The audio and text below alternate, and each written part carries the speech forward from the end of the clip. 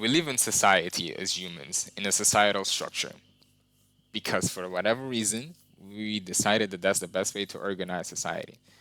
But even in a biological or psycholog, in a psycholog, in a here way of thinking of it, you feel the need to socialize. You feel the need to go outside. Of course, some more than others, but even if you don't want to go outside, you have to because that's the way it is. And we would all be grateful if everybody played their part. If everybody played their part how they were supposed to. If everybody did their job, it would be amazing, right? And that starts from understanding what I have to do. What is my part? What do I play in this game, right? Right. And society is a concept, right? Society is whatever I'm at the moment. If I'm in my house, that's my society right now. If I'm in school, that's my society right now, right? Right? Okay. So there are parts to be played in each one of those scenarios in society. And in my opinion, or in my I've noticed three parts to be played, right? There might be more, there might be less, I don't know. I want to talk about the tree and how you can fit into the tree, how you know which one to play. There's the leader first, right? The person who has the biggest picture, the person who's usually the most charismatic, the person who, that person, right? The leader. The person for some reason we all want to be, but we shouldn't. And then there's the person who helps the leader. There's the person who has a big picture, is charismatic as well, and can do their job, maybe understands better the physical or the material part of the goal, right? And then there's the people who do their job, right? There's the people who are told what to do and do their job. The people who trust the leader and the person who helped the leader to take them where they have to go, right? Of course, I'm talking about a team that works without jealousy and all of that, like a pure team. Of course, this is a utopia idea, but that's what we have to aim for, right?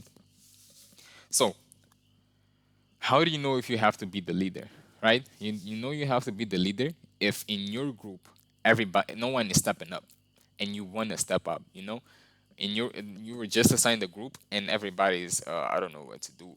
That's when you know, okay, I have to go and talk to them. I have to go and do the charismatic job to get them together, figure out where we want to go, how we want to go, and craft and mark, I don't know, and design a path to go there, to get there, right? That's how you know you have to be the leader, when you don't feel the presence of a leader. How do you know you have to be the person helping the leader? You know that when you see somebody stepping up, you see somebody people trust, and you feel like you have a better or equal um, picture as them. That's when you go and talk to the leader, and you kind of be the part of the picture they don't see, right? You become the right hand, right? You become the person who also has a big picture, but maybe you're not as charismatic, or you're as charismatic, but you don't have the big of a picture, that big of a picture, you know? That's when you become the person who helps the leader, the person who maybe, your leader will tell you what to do if he's a good leader, right? And also, you can become this person when you want to become the leader and you need to prove yourself better than the leader that is there right now. You want to prove that you have a better picture. You want to prove that you don't go behind their backs. You ally with the leader, and you let the leader realize that you have a better picture. You are more charismatic than him, and you can take better care of the people that are in that group, right? And you have this job, which is just to shut up and do your job. That's it. You trust the leader, and you trust that the leader will take you where you need to get, and you trust that what the leader told you to do will get you there, so you do it, and you do it well, right? That was hard to explain, god damn.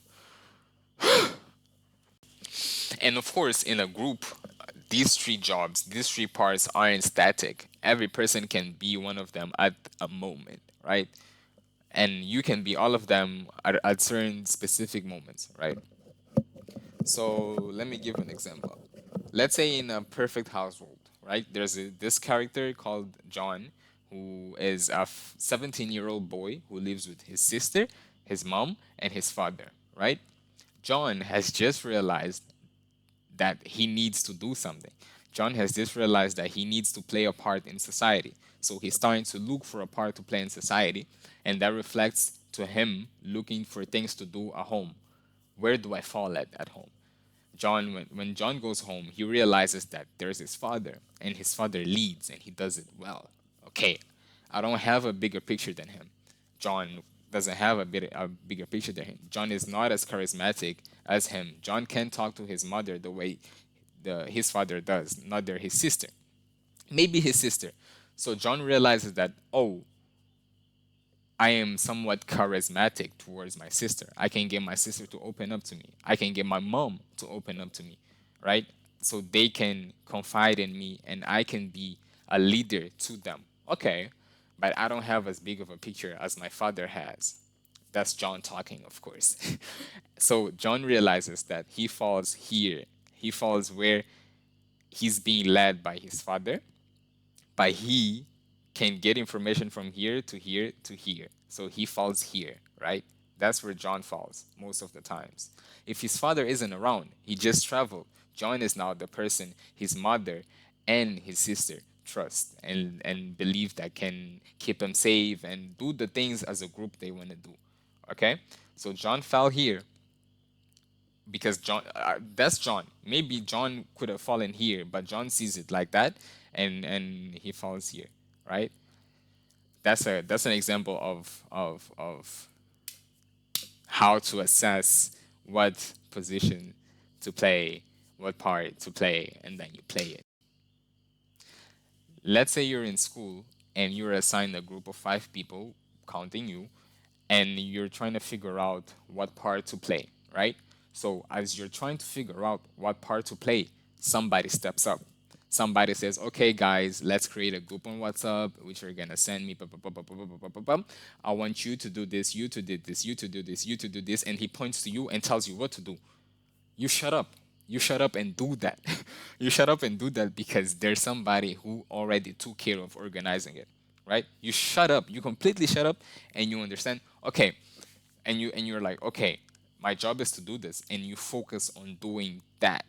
If you find a problem with doing that job, you report to him and you become this person. Oh, sorry, my bad. This person, because you came out of here, you were doing a job, you saw a problem, and you thought, this might not go with our picture. So you come to your leader and tell him that, and go back to doing your job after being told what to do.